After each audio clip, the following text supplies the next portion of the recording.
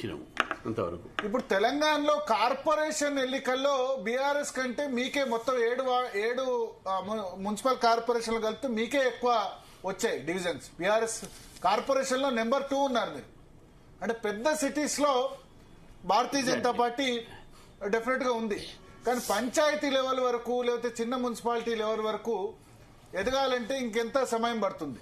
జిహెచ్ఎంసీలో బానే ఉన్నారు మీది. ఇప్పుడు ఓవరాల్ అన్ని కార్పొరేషన్ జమ చేస్తే నిజామాబాద్, కరీంనగర్ ఇవన్నీ జమ చేస్తే మీదే ఎక్కువ ఉన్నారు బీఆర్ఎస్ కంటే.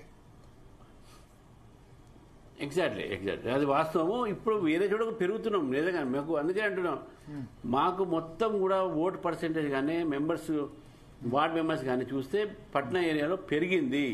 ఎందుకంటే మీరు చూడండి, రెండు ఒక బైపోలరైజేషన్ అవుతారు. ఇప్పుడు ఒక 2 powerful units, 2 powerful centres, power centres 10 సంవత్సరాలు ఒక అధికారంలో ఉండే బీఆర్ఎస్, ఈ 2.5 సంవత్సరాలు కాంగ్రెస్ పార్టీ. ఈ రెండు కూడా ఒక పెద్ద పార్టీలు, పెద్ద ఒక పవర్ఫుల్ పార్టీస్. వీళ్ళని కూడా తట్టుకొని మేము ఇంతవరకు తీసుకొచ్చినాం అంటే డెఫినెట్ గా మన ప్రయత్నం మాది ఉంది, ప్రజల ఆదరణ ఉన్నది. లేకుంటే ఇంత దూరం మీరు రాము కదా. ఇంత దూరం వచ్చినాం అంటేనే ప్రజల ఆదరణ. ఈ రెండింటిని కూడా తట్టుకొని బిగ్ బుల్స్ ని మేము తట్టుకుంటున్నాం. సో ఇది కొంచెం టైం పడుతుంది. ఇప్పుడే మేము పెనిట్రేట్ అయినాం, మన గ్రామీణ ప్రాంతాల్లో పెనిట్రేట్ అయినాం, ఇప్పుడు సెమీ అర్బన్ ఏరియాలో పెనిట్రేట్ అయినాం, మెయిన్ అర్బన్ కార్పొరేషన్స్ ఎంటర్ అయినాం. రేపు హైదరాబాద్ సిటీ ఉన్నప్పుడు ఇంకా మంచిగా బ్రహ్మాండంగా అయితే 3 మేయర్లు కూడా కట్టుకుంటే ప్రయత్నం చేస్తాం మేము. హైదరాబాద్ లో 3 మేయర్స్ పాసిబులా? ఒకటైతే మజ్లిస్ కే చాలా క్లియర్ గా ఉండే విధంగా ప్రయత్నంలో తప్పేం లేదు కదా. ప్రయత్నంలో తప్పేం లేదు. మిగతా 2 వస్తాయా? Possible in politics. Cyberabad, Malkajgiri మీకు వస్తాయా? మా రెండిట్లో మా ఎంపీలు ఉన్నారు కదా. సైబరాబాద్ చేవాడ ఎంపీ విశ్వేశ్వరరెడ్డి గారు ఉన్నారు, ఇక మల్కాజ్గిరి ఎంపీ ఈటల రాజేంద్ర గారు ఉన్నారు. పాసిబుల్ ఇంపాసిబుల్ అనేది ఏం లేదు సార్, పాసిబుల్ చేస్తాం దాన్ని. ఇప్పుడు Malkajgiri MP Etela Rajender only Malkajgiri parliament లో ప్రచారం చేశారు, కరీంనగర్ లో అక్కడ వెళ్లలేదు, హుజురాబాద్ కు వెళ్లలేదు, ఓన్లీ బండి సంజయ్ మాత్రమే అక్కడ ప్రచారం చేశారు.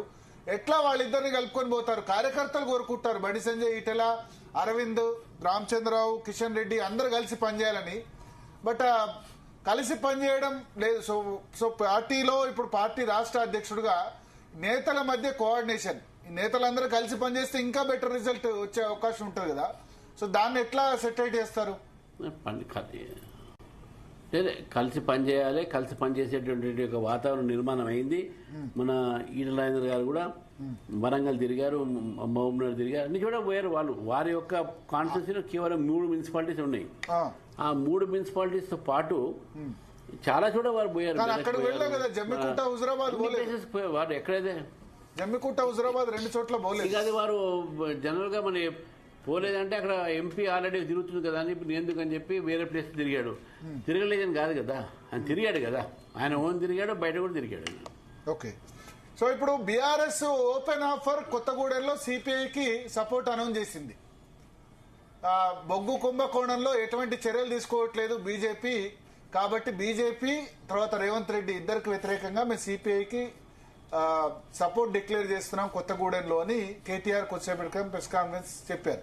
ఈ బొగ్గు కుంభకోణం గానీ, కాళేశ్వరం గానీ ఇవన్నీ విషయాలు సిబిఐ చేతిలో ఉన్నప్పటికీ ఎందుకు ఉదాసీనత మీరు చేస్తున్నారని వాళ్ళు క్వశ్చన్ చేస్తున్నారు. బొగ్గు కుంభకోణంలో మీరు చర్యలు తీసుకోవట్లేదని బీఆర్ఎస్ ఆరోపిస్తుంది. రేవంత్ రెడ్డి వచ్చి కాళేశ్వరంలో మీరు ఎందుకు చర్యలు తీసుకోవట్లేదని వాళ్ళు క్వశ్చన్ చేస్తున్నారు. బీఆర్ఎస్ కు బొగ్గు కుంభకోణం మీద మాట్లాడే అధికారం లేదు. అసలు స్టార్ట్ చేసిందే వాళ్ళు, దాన్ని ఎండ్ చేస్తుంది వీళ్ళు. కాళేశ్వరం గురించి చెప్తారా వీళ్ళు? మన కాళేశ్వరం ఎక్కడ ఇచ్చారు? 3 బ్యారేజ్లలో ఉన్నటువంటి యొక్క నిర్లక్ష్యాన్ని మాకు ఇచ్చారు. కానీ అక్కడ అవినీతిని సిబిఐ గొప్ప చెప్పలే కదా. అవినీతిని సిబిఐ గొప్ప చెప్పండి, మరి అప్పుడు మాట్లాడాలి.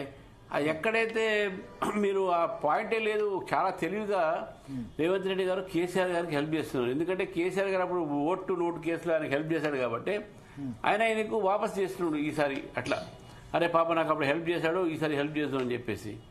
లేకపోతే ఈయన చేయొచ్చు కదా, ఫోన్ ట్యాపింగ్ ఈయన చేస్తున్నాడు కదా, ఫోన్ ట్యాపింగ్ ఫార్ములా రేసింగ్ ఈయన చేస్తున్నాడు కదా, ఫోన్ ట్యాపింగ్ ఇది ఒక్కటే ఎందుకు చేస్తున్నాడు? సిబిఐకి విచారణకు ఇమ్మంటే నేను ఇస్తాను అని చెప్తున్నారు. ఫోన్ ట్యాపింగ్ కిషన్ రెడ్డి అడిగితే ఇచ్చేస్తానని చెప్తున్నారు. మేమెందుకు అడుగుతామండి?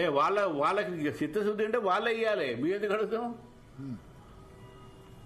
Okay okay. సో ఒకటి, రేవంత్ రెడ్డికి మీ టాప్ లీడర్షిప్ కి డైరెక్ట్ కాంటాక్ట్ ఉంది, హాట్ లైన్ ఉందని బీఆర్ఎస్ అంటున్నారు. బడే బాయ్ చోటే బాయ్. అవును, అప్పుడు కేసీఆర్ కూడా వీళ్ళు అట్నే అన్నారు. అది వాళ్ళు తెలుసుకోవాలి ఎవరు కరెక్ట్ ఎవరు రాంగ్ అనేది. అందరూ అండర్స్టాండింగ్. ఇదే మాట కేసీఆర్ గారి గురించి అప్పుడు ఇప్పుడు ఒక్కటంటే ఒక చీఫ్ మినిస్టర్ కు ఒక ప్రైమ్ మినిస్టర్ కు గవర్నమెంట్ ఆఫ్ ఇండియాతోని మినిస్టర్స్ తోని అడ్మినిస్ట్రేటివ్ రిలేషన్స్ అంటారు. Political relations are different, administrative relations different. ఒక ప్రైమ్ మినిస్టర్ కలవడానికి ముఖ్యమంత్రి పోతాడు, తప్పేముంది. కేసీఆర్ కూడా కలిశారు, కేటీఆర్ గారు కూడా అనేక మంది మంత్రులు కలిశారు ఢిల్లీ పోయి. దాంట్లో I don't find anything wrong. వాళ్ళు కలుస్తున్నారు మీద. ఎస్, పొలిటికల్ గా మనం ఆలోచిస్తే ideologically politically we are rivals to both Congress and BRS. Formula ఈ కార్ రేసు ఇటువంటి వాటిలో ఈడీ ఎందుకు రాదు? చివరిగా ఒక 2 క్వశ్చన్స్. ఫార్ములా ఈ కారు ఇటువంటి రేసుల్లో ఈడీ ఎందుకు రాదని క్వశ్చన్ చేస్తున్నారు రేవంత్ రెడ్డి. అప్పుడు రాయమని చెప్పండి ఈడీకు. ఎవరు వద్దన్నారు? మీ వద్దన్నావా రాయడొద్దని? మేమెందుకు? మేము ఇన్వెస్టిగేషన్ కాదు కదా, అది ఇన్వెస్టిగేషన్ వాళ్ళు చేయాలి. బీజేపీ వాళ్ళు చెప్తే చేస్తారా? ప్రాసిక్యూషన్ కోసమే చాలా సమయం తీసుకున్నారు గవర్నర్ అని అంటున్నారు వాళ్ళు.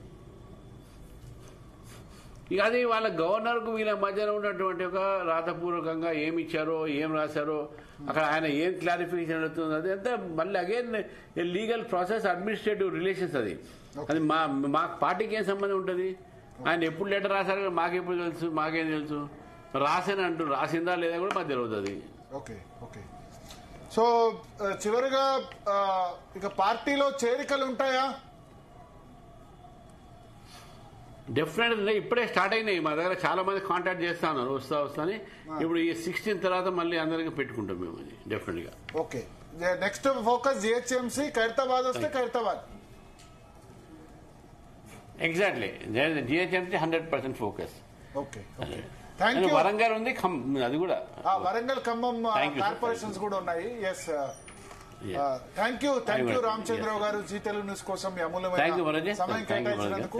So congratulations for good result in especial in corporations పరంగా నిజామాబాద్, కరీంనగర్ లో మీరు ఆల్మోస్ట్ సింగిల్ లార్జెస్ట్ పార్టీ అయినారు. 7 కార్పొరేషన్స్ పరంగా చూసినా బీఆర్ఎస్ కంటే ఎక్కువ సీట్లు మీకే వచ్చిన పరిస్థితి.